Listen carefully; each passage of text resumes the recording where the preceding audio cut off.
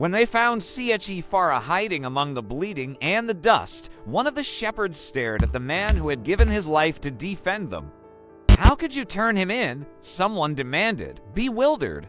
The shepherd answered simply, almost apologetically, "His war with the enemy scared my sheep." Years later, in the heat and clamor of Egypt, Commander Muhammad Karim stood against the French campaign led by Napoleon.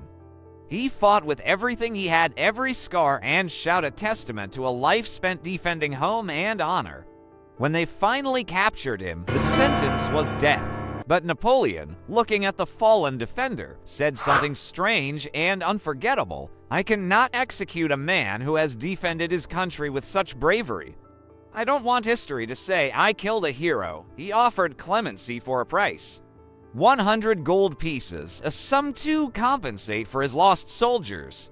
Muhammad Karim smiled, proud and broken. He didn't have that much. "I'm owed more than 100,000 gold pieces by the merchants," he said, meaning what the men of trade had taken from them all. Napoleon, moved or amused, granted applause.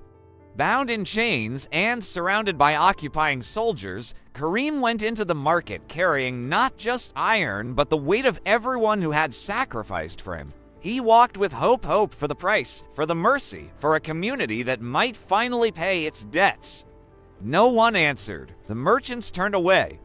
Some spat words sharper than swords. They blamed him for Alexandria's ruin, for the economic collapse that left them hungry and angry.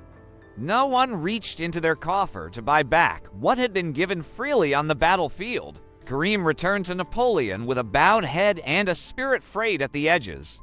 Napoleon's verdict was as bitter as it was true. "I will not execute you because you fought us. I will spare you because you sacrificed your life for a people more afraid than brave people whose minds were consumed by commerce while their freedom slipped away." It was not praise. It was a verdict on a society that had lost its courage.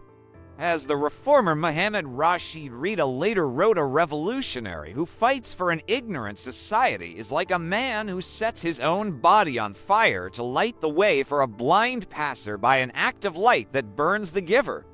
That is the ache of the story. Courage met with indifference, sacrifice met with accusation. If this story moved you, please hit like and subscribe to the channel. Your support keeps these stories alive. Thank you for listening.